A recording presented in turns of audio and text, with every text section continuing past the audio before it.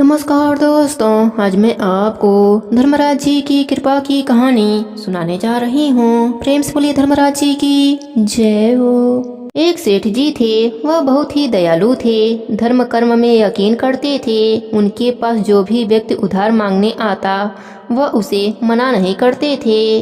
सेठ जी मुनीम को बुलाते हैं और जो उधार मांगने वाला व्यक्ति होता है उससे पूछते हैं कि भाई तुम उधार कब लौटाओगे, इस जन्म में या फिर अगले जन्म में।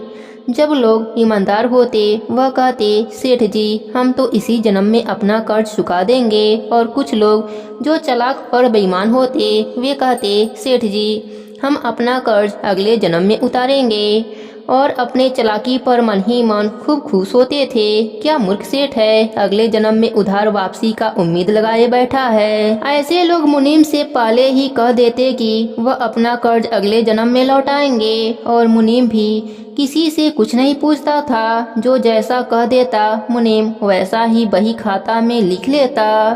एक दिन एक चोर भी सेठ जी के पास उधार मांगने पहुंचा। उसे भी मालूम था कि सेठ अगले जन्म तक के लिए रकम उधार देता है।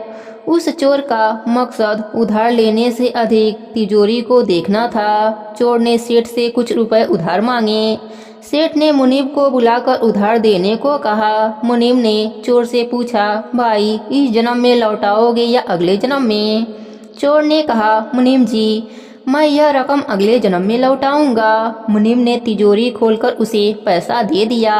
चोर ने भी तिजोरी देख लिया और तय कर लिया कि इस मूर्ख सेठ की तिजोरी आज रात में उड़ा दूंगा। वह चोर रात में ही सेठ के घर पहुंच गया और वहीं भैंसों के तबेले में छिपकर सेठ के सोने का इंतजार करने लगा।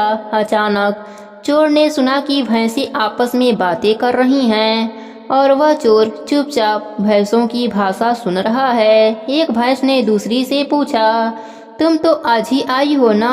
उस भैंस ने जवाब दिया हाँ, और बोली सेठ जी से पिछले जन्म में कर्ज लिया था उसी को उतारना है। और तुम कब से यहाँ पर हो। उसने बताया कि मुझे तो 3 साल हो गए हैं। मैंने भी सेठ जी से कर्जा लिया था यह कहकर कि अगले जन्म में लौटाऊंगी।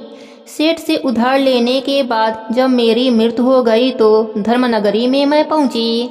वहां पर मेरे कर्मों का लेखा जोखा हुआ। मेरे ऊपर बहुत कर्जा था सेठ जी का, इसलिए धर्मराज जी ने मुझे इस सेठ का कर्ज उतारने के लिए भैंस का योनि देकर पृथ्वी लोक पर भेज दिया।